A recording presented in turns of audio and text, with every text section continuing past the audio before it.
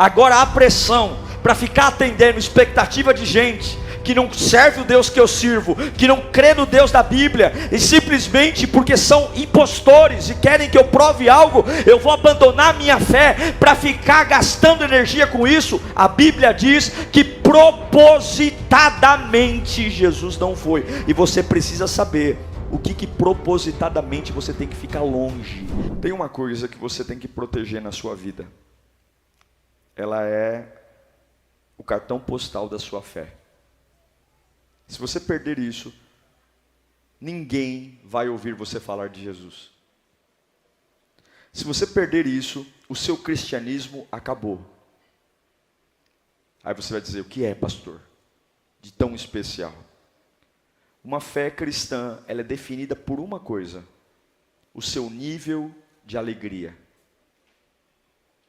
Porque se de fato Jesus é tão bom quanto a gente diz, se de fato ele é tão maravilhoso como a gente prega, o mínimo que eu tenho que ser é alegre, é feliz.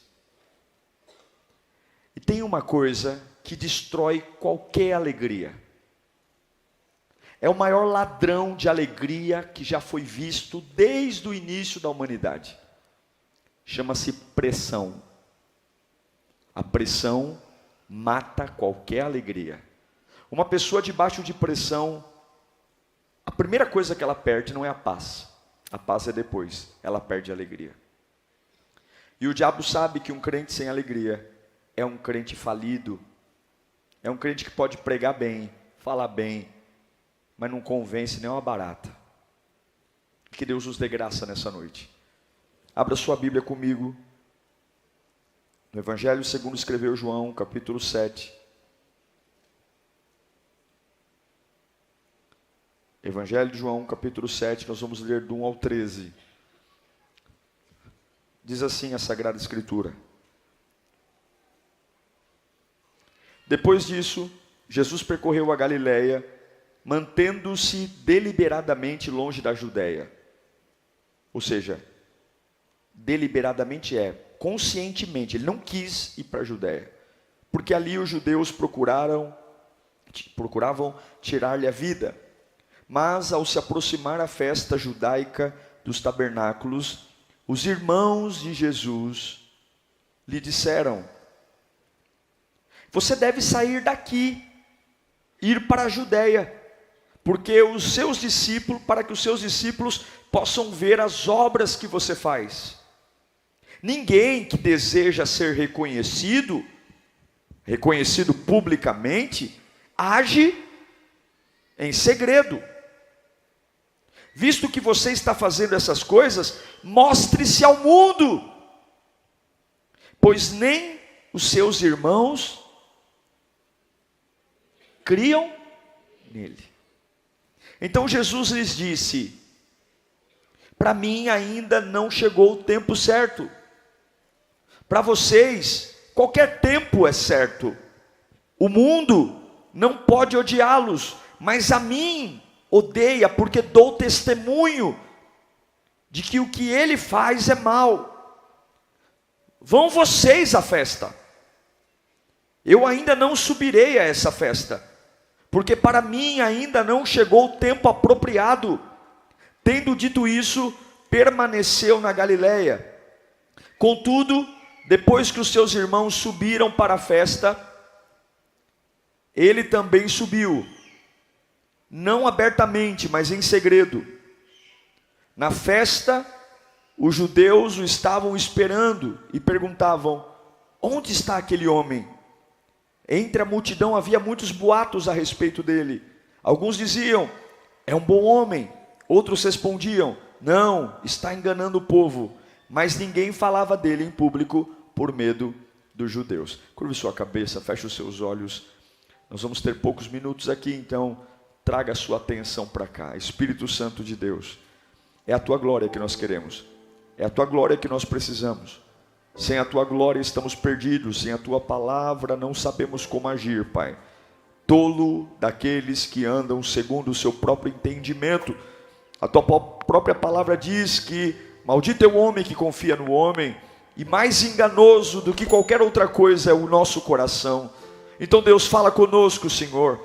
Todas as minhas teimosias, os meus orgulhos, as minhas manias, eu coloco de lado agora, para humildemente ouvir o Senhor. Fala conosco, Pai querido, em nome de Jesus. Amém. Amém.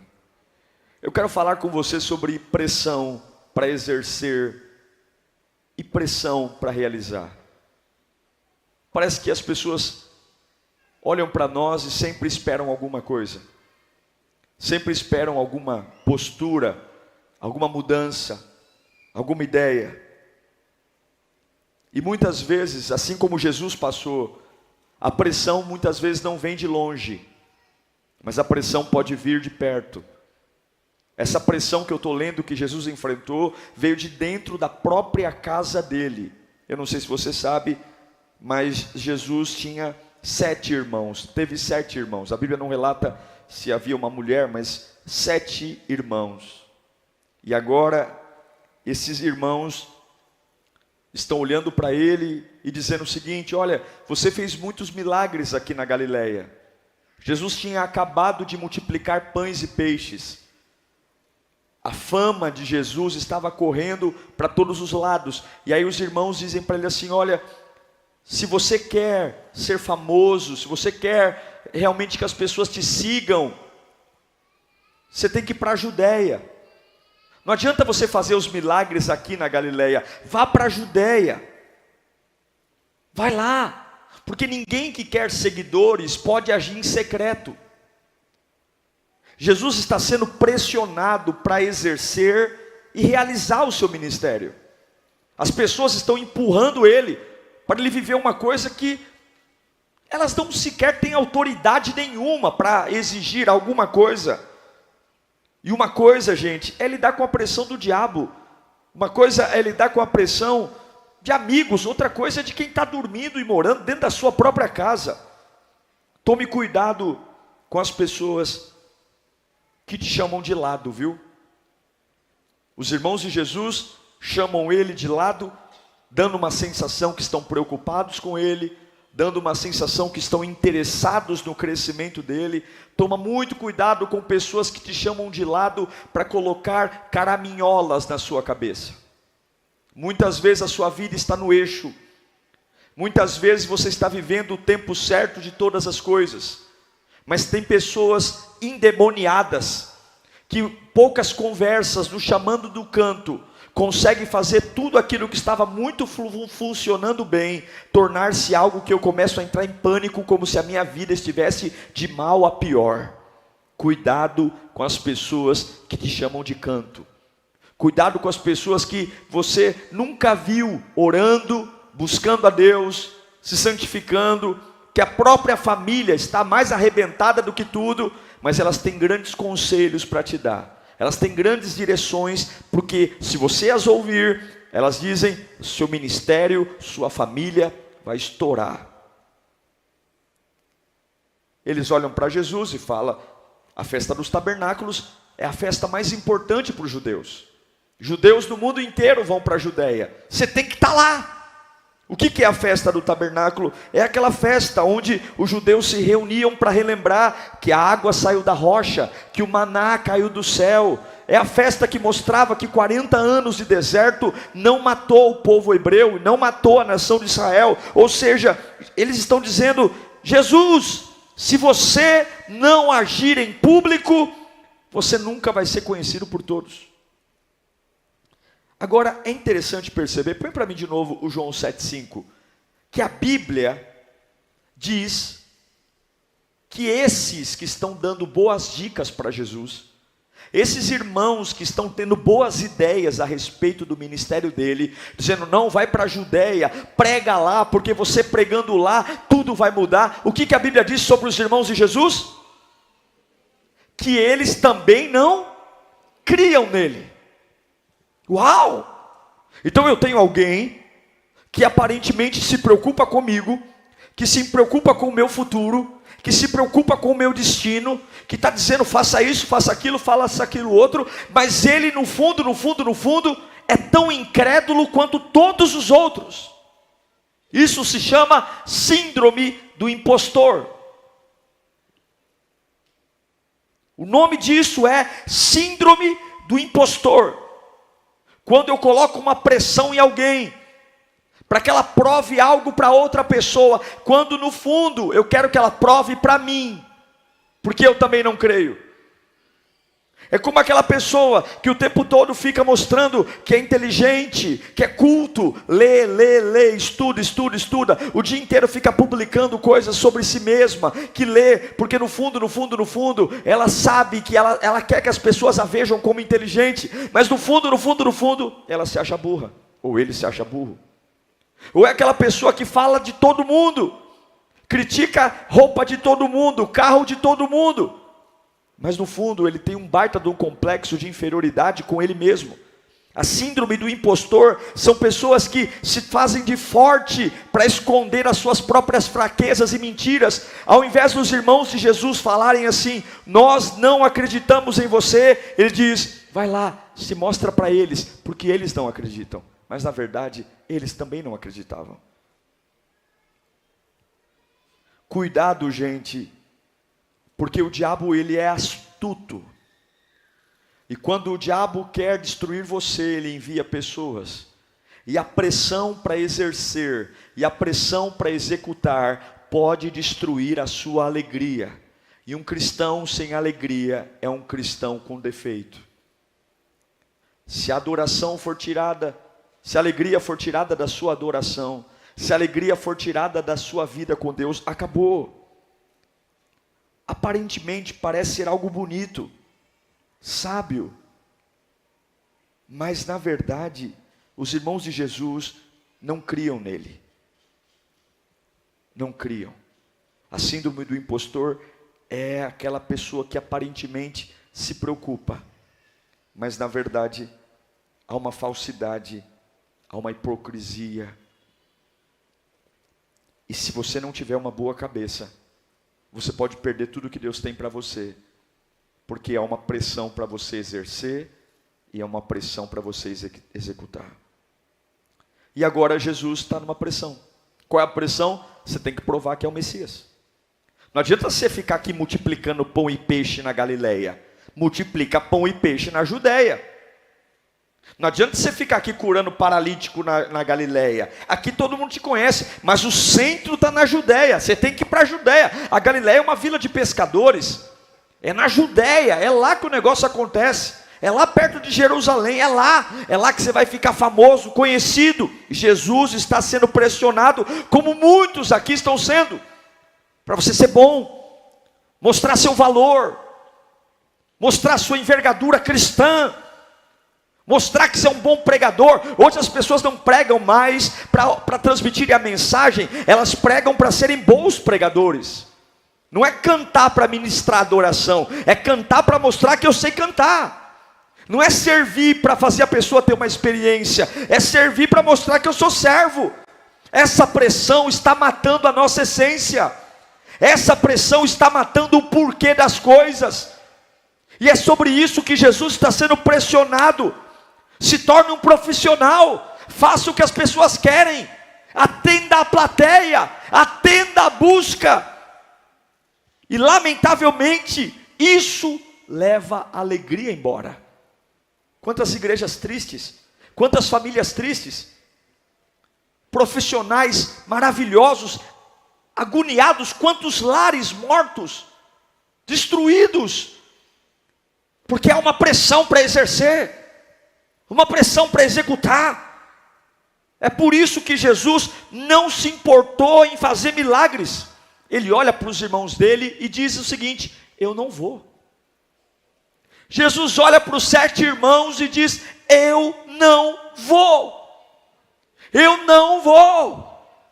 Eu não vou me sujeitar a fazer milagre em lugares errados e no tempo errado, só porque vocês querem, bonitões.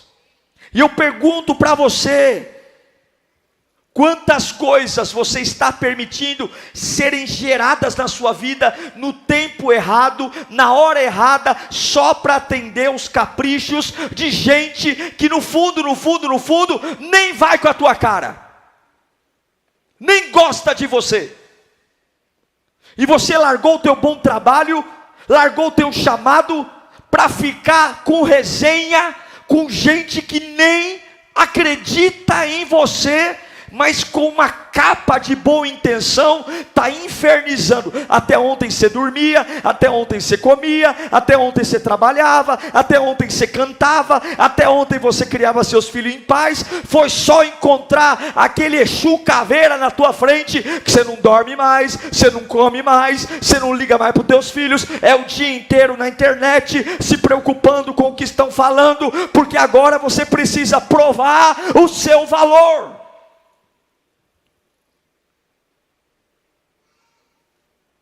Jesus disse: eu não vou fazer por pressão. Eu não vou ser movido porque vocês desconfiam de mim. Põe o versículo 6, do capítulo 7.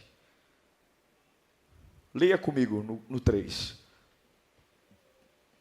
1, 2, 3, vamos lá.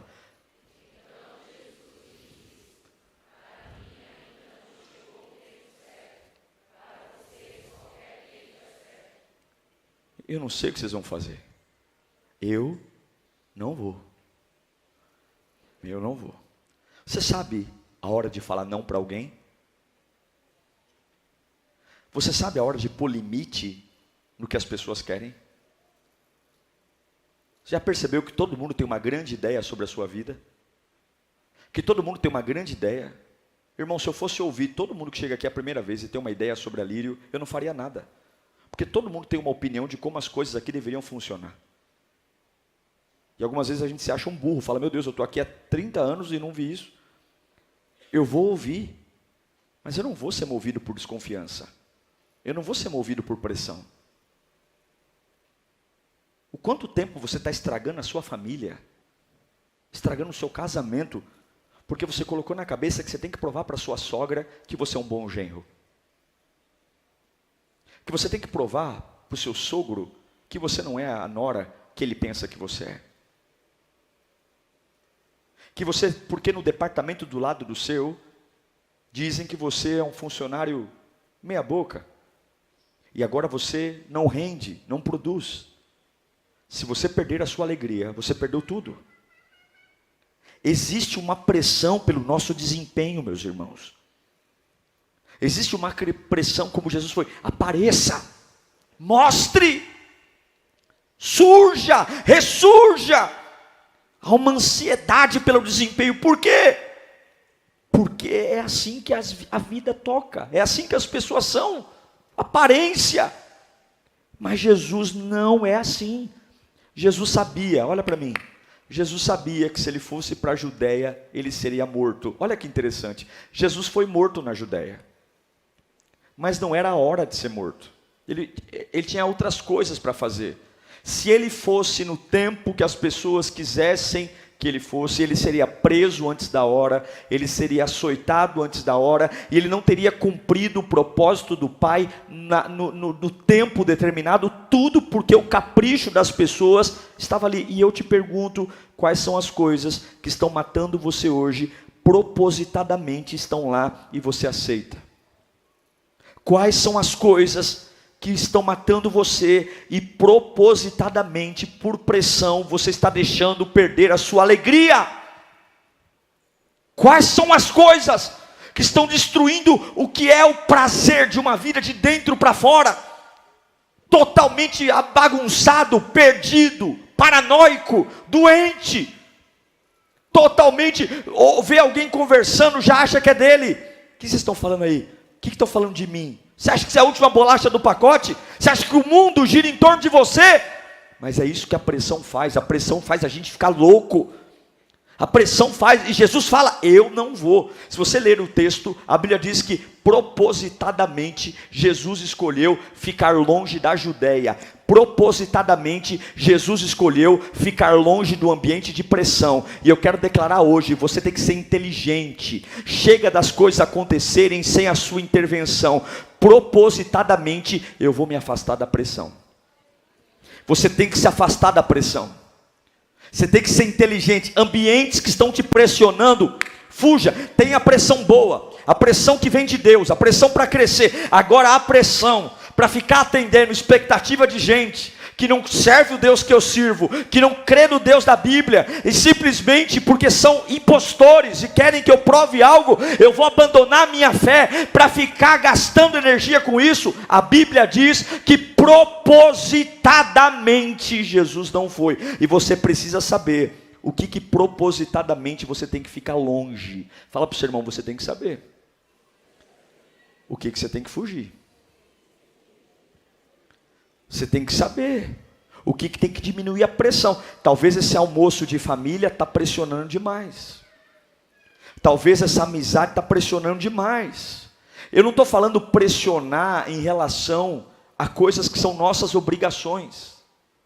Mas eu estou falando é quando a minha vida cristã, eu estou fazendo as coisas certas e as pessoas vêm colocando o dedo em coisas que não deveriam. O que propositadamente você tem que ficar longe nessa temporada da sua vida, para você orar melhor, refletir melhor, desejar a Deus de uma forma melhor.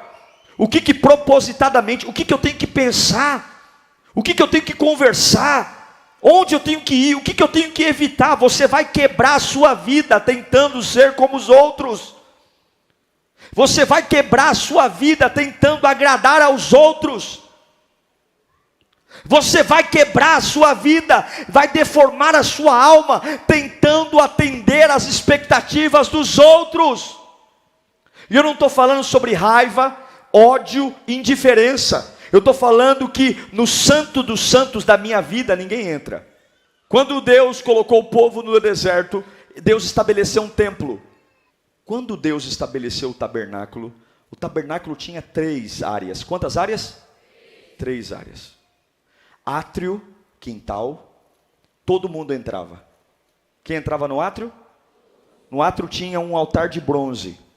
Todas as famílias iam até lá e entregavam os animais, imolavam e subia a fumaça.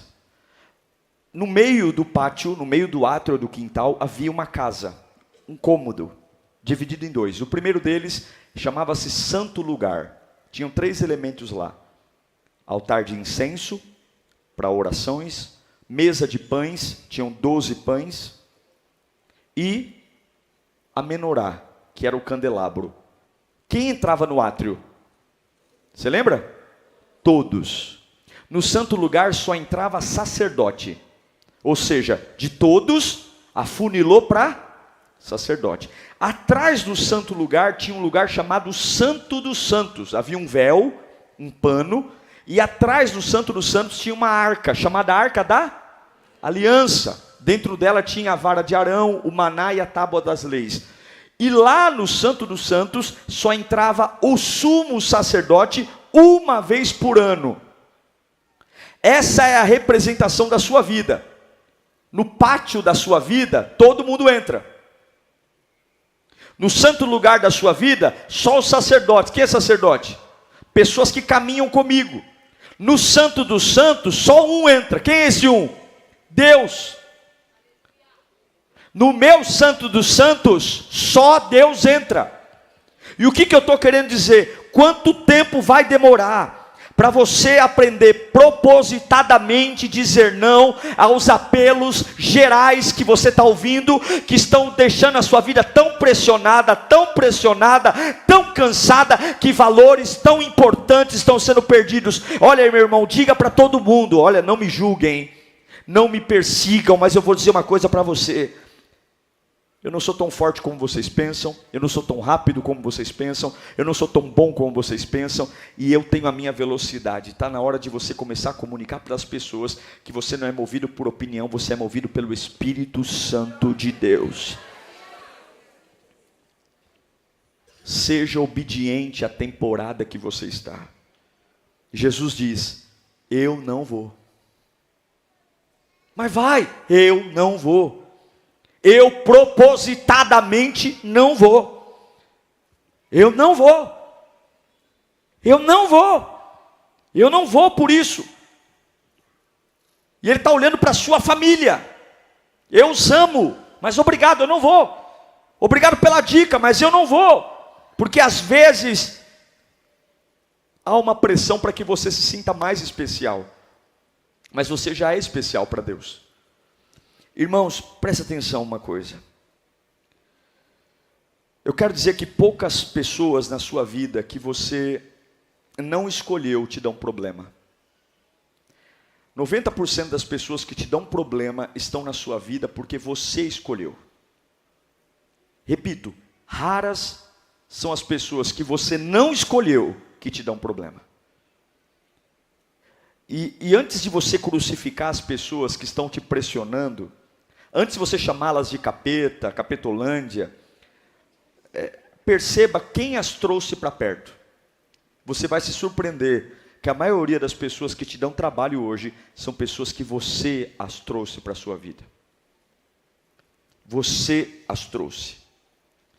E eu quero aproveitar esse sermão sobre pressão para que você reflita sobre qual é o processo que qualifica alguém a entrar na sua vida. Qual é a análise que você faz? Você tem que entender que para cada pessoa que entra na sua vida por sua permissão, junto com essa pessoa vem um espírito. E junto com esse espírito vem um propósito. E por isso que muitos propósitos de espíritos que se aproximam de nós não são propósitos do meu espírito em relação a Deus. E eu preciso ter sabedoria, porque nenhuma pessoa, como eu disse, merece ir além do véu do santo dos santos. Você não pode baixar a qualificação da sua vida, dos seus valores, porque você tem uma necessidade. Você não pode, por conta de uma pressão, começar a abrir a porteira da sua vida, porque você não é filho de chocadeira, você é filho de Deus. Você não pode bater o desespero na alma, seja lá porque por conta da carência. Jesus esteve 40 dias e 40 noites no deserto, e enquanto ele estava bem, ninguém apareceu. Enquanto ele estava tranquilo, ninguém apareceu. Mas quando ele termina o jejum, e está morrendo de fome, morrendo de sede, o capeta aparece. E é isso que você tem que entender. Pessoas chaves na sua vida aparecem exatamente em momentos que você precisa de apoio, de ajuda. E se você não tiver uma boa cabeça, se você for movido por necessidade, eu preciso de alguém porque eu estou precisando, eu preciso de uma palavra porque eu estou precisando, você vai cair do cavalo. O diabo diz para Jesus: você está com fome? Transforma pedras em pão. Uau! Que conselho maravilhoso! Que conselho fenomenal! Que conselho lindo, um camarada tem fome e outro camarada oferece pão. Mas por trás dessa boa ideia, havia um projeto de ruptura, porque se Jesus Cristo aceitasse uma ordem do diabo, todo o plano de salvação seria interrompido. E aí Jesus manda o diabo calar a boca e dizer: ei Satanás, nem só de pão viverá o homem, mas de toda a palavra que sai da boca de Deus. O que eu quero te dizer é que a maioria dos seus inimigos atuais entraram na sua vida pela porta da fome. A maioria das pessoas que estão aí hoje te pressionando, te destruindo, entraram na sua vida pela porta da fome. Cuidado com as suas necessidades, elas não podem ser a porta da entrada nas pessoas na sua vida. Relacionamento não pode vir porque eu estou com vontade de beijar e abraçar alguém. Família não pode ser construída por necessidade. Ministério não pode ser reconstruído por necessidade. Profissão não é porque só você está passando fome. Pastor, estou passando fome, que é o estado mais terrível. Estou aceitando qualquer coisa o quê? Vai roubar? Vai emitir nota fiscal fria? Vai desviar dinheiro? Vai instalar gatunete? Vai roubar energia elétrica? Vai roubar água? Mas eu estou precisando, eu estou passando fome. Cuidado, porque a porta da fome é o pior lugar para algo entrar na sua vida. Não é porque você tem uma necessidade que te dá o direito de fazer o que você quer. Não é porque você tem uma necessidade. As pessoas nunca foram a prioridade para Jesus. Não vem com esse papinho. Repito aqui, as pessoas nunca foram a prioridade para Jesus. A prioridade de Jesus foi a vontade do Pai.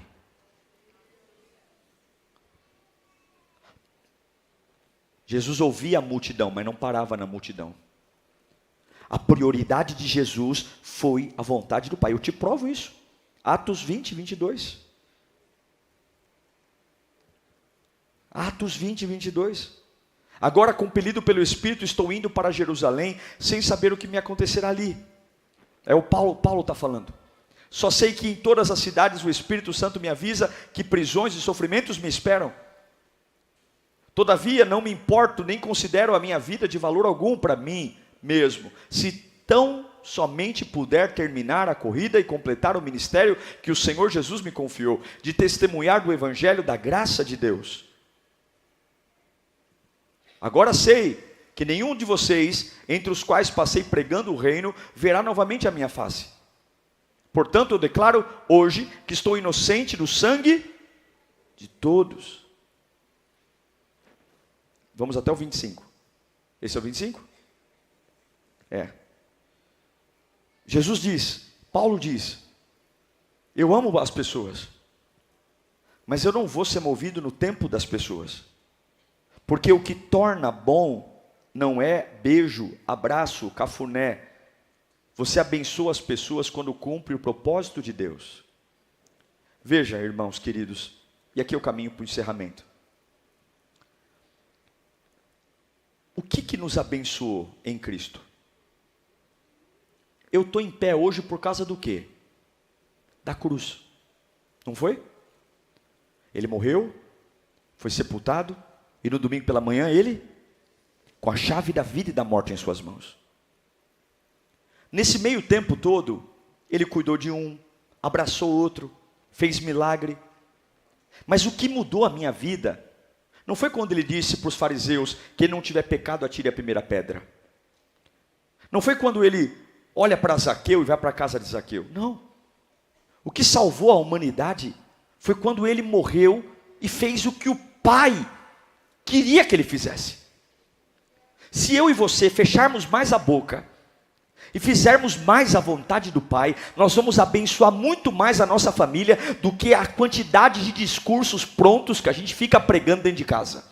Se nós formos cristãos alegres, tomados pela glória de Deus e conscientes do chamado que Deus tem para nós, você vai abençoar muito mais a sua família do que esses debates bíblicos intermináveis que você tem, do que esse tipo de conversa chata que você tem, de ficar enfiando goela abaixo de todo mundo, o quanto é bom servir a Deus. Se você cumprir, qual é o propósito de Deus? Tenha uma vida em santidade. Qual é o propósito de Deus? Seja um adorador. Qual é o propósito? Seja um servo fiel. Qual é o propósito? Crie sua família no altar. Deixa que eles vejam, e pressão nenhuma vai mudar o fato de eu ter propósito. Por quê? Vão rir de você, vão zombar da sua fé, vão zombar de você. Eu me lembro de muitas vezes, irmãos, quando a Lírio era em outro lugar, um outro pastor aí mangava da gente. Eu falava visão B-Power, ele chamava de gasolina V-Power. É a igreja do posto de gasolina, tem a gasolina V-Power.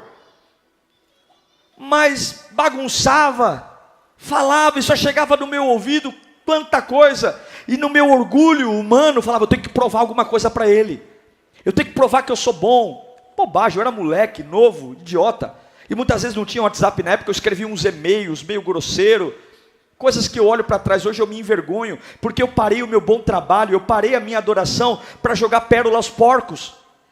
Porque quem não vai com a minha cara, não vai com a minha cara nem pintado de ouro. O que eu estou dizendo para você é, tira essas distrações, para de querer conciliar o que os outros pensam e foca no propósito. Porque o propósito vai te levar para o teu destino, o propósito vai te abençoar, o propósito vai abrir a porta na hora certa, o propósito vai erguer o seu nome, não na tua força, mas na força do Espírito. O propósito vai te dar condições. Jesus diz, eu não vou aceitar a pressão. Por quê? Porque eu não vou perder a minha alegria. Eu não vou. Eu digo para você, para encerrar, você vai morrer tentando agradar as pessoas e não vai conseguir. No meu casamento, dentro das minhas condições financeiras e da minha esposa, a gente fez o melhor que a gente podia. Contratamos o melhor buffet que a gente podia. Contratamos o melhor salão que a gente podia. E meu casamento tiveram quase 400 pessoas. Gente que nem foi convidada, foi de van. Irmão, quando não te convidarem, não se convide, é muito feio. Quem quer que você vá, não vai esquecer de você. Não vai esquecer de você. Não fica se oferecendo, é coisa feia. Entendeu? Quem quer que você vá, vai te ligar, vai te lembrar. E aí as pessoas me perguntavam na igreja, nossa, está chegando o seu casamento, né? E E eu falava, mas chegaram de van. Tá bom, todo mundo foi bem recebido, enfim. E é por isso que eu digo, faça para você, não pergunta a opinião de ninguém não. E eu caí na besteira de terminando ali, o casamento pro noivo e pra noiva é um inferno. Você não aproveita nada. Eu mesmo só fiquei preocupado se está todo mundo comendo, está todo mundo bebendo, está todo mundo tranquilo. E aí, eu caí na bobagem de perguntar para uma pessoa o que ela tinha achado da festa. Ainda na festa. E eu fui achando que eu ia ouvir algo assim, maravilhoso, o casamento mais lindo que eu já fui na vida. É o que eu achava. Eu falava assim, vai ser a coroação do que eu estou imaginando. E aí a pessoa olhou para mim e falou assim, olha, e aí, como é que foi? Como é que estava o casamento? Foi bem servido e tal? Ah, o rondelli estava congelado por dentro. Eu vou fazer 16 anos de casado. Eu preciso de cura interior. Eu preciso de cura interior, porque eu lembro disso. Aquela endemoniada olhou nos meus olhos.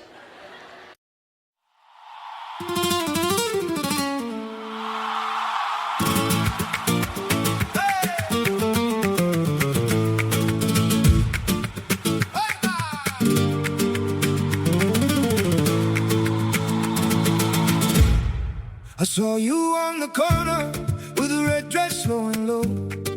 Your heels on the pavement made the whole old alley glow. You said come a little closer, like you knew I'd lose my mind. I kept my pride in my pocket, but you were stealing it by sign. Don't look away, you got that fire.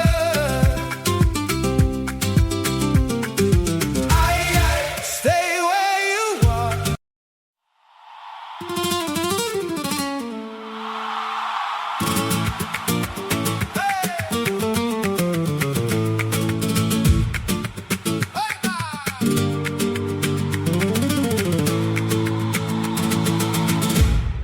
I saw you on the corner with a red dress flowing low. Your heels on the pavement made the whole old alley glow. You said come a little closer, like you knew I'd lose my mind. I kept my pride in my pocket, but you were stealing it by sign. Don't look away, you got that fire.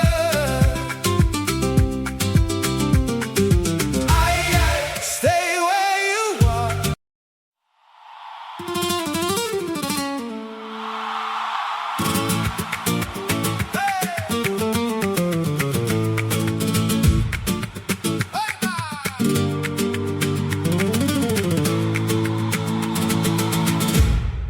I saw you on the corner with a red dress flowing low. Your heels on the pavement made the whole old alley glow. Usada pelo capeta, eu tenho certeza. Foi o próprio Satanás que se materializou nela. Naquela hora, irmão, eu fiquei meio estático assim, meio pálido. Eu corri na cozinha, mas aí todo mundo já estava comendo. É verdade, alguns rondellis estavam congelados por dentro. Não deram tempo de descongelar. Mas tinha tanta coisa maravilhosa ali. Tinha tantas coisas lindas.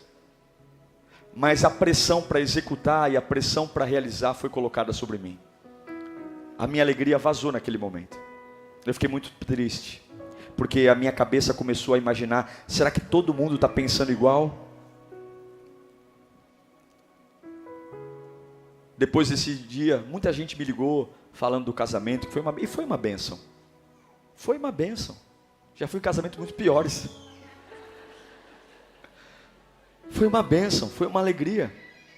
Mas, quantas pessoas será que vão gostar da minha pregação hoje?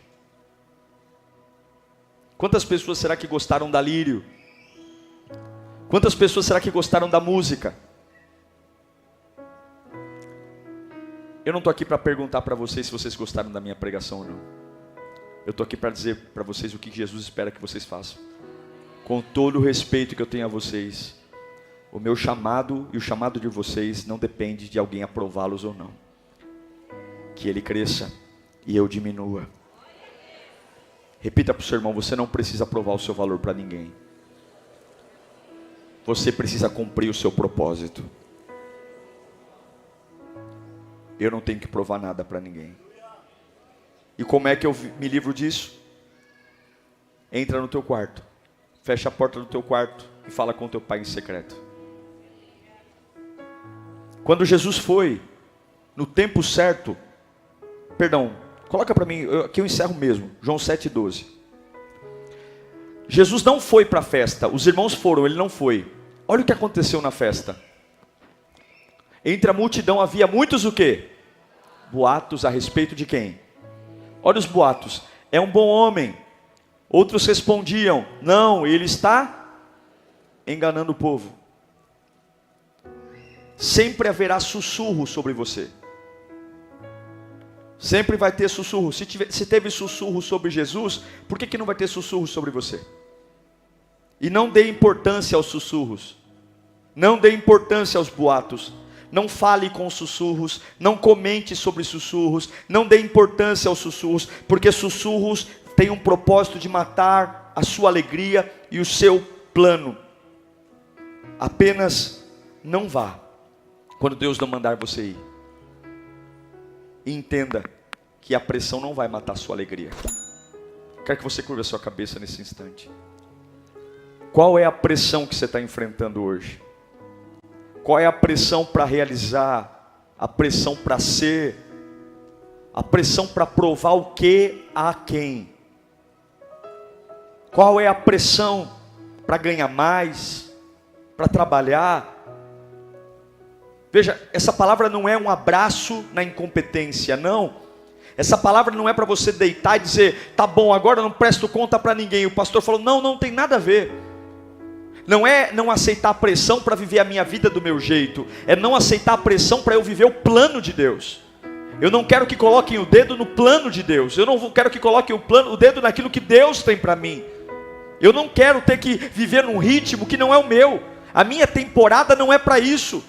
Estão me destruindo, estão fazendo a minha vida virar um inferno, porque eu tenho que ser bom o bastante, eu tenho que fazer o bastante, e eu vou dizer hoje, eu não vou ser movido por pressão, eu vou ser movido por propósito.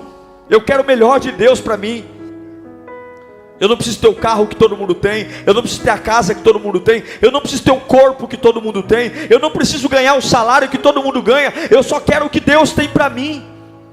E hoje essa tirania da comparação vai cair por terra. E hoje essa tirania da pressão vai cair por terra. E hoje essa necessidade de o tempo todo ser imbatível, perfeito. Por que eu não posso simplesmente ser diferente? Por que eu tenho que ser igual a todo mundo? Por quê? Porque a miséria tem companhia, o sucesso é solitário. E é por isso que fracos querem trazer você para perto, para que você se torne como eles. Mas a palavra de Deus está clara aqui. Não vá, não mude o seu bom trabalho, não saia dos teus propósitos, não mude a sua fé. Não comece a ouvir gente que te chama no canto e começa a colocar caraminhola na tua cabeça. Gente que nunca venceu em lugar nenhum, gente que nunca lutou batalha nenhuma, gente que a vida inteira é um fracasso, mas se acha no direito de te chamar no canto e dizer para você, faça isso, vai ali, faça aquilo ali. E você tonto, para o teu bom trabalho para aceitar pressão de idiota, pressão de gente que não te ama. Os irmãos de Jesus não creram nele. Espírito Santo, eu oro para uma noite de libertação aqui, meu Deus. Eu oro para uma noite onde a pressão não vai matar a nossa alegria.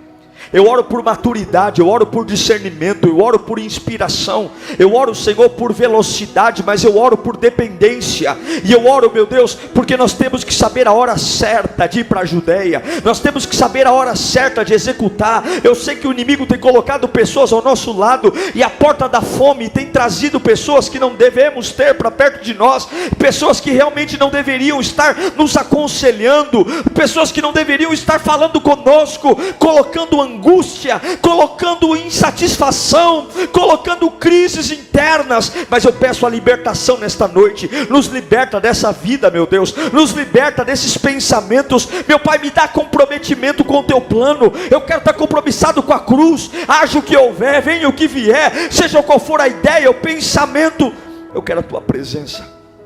Eu quero a tua presença.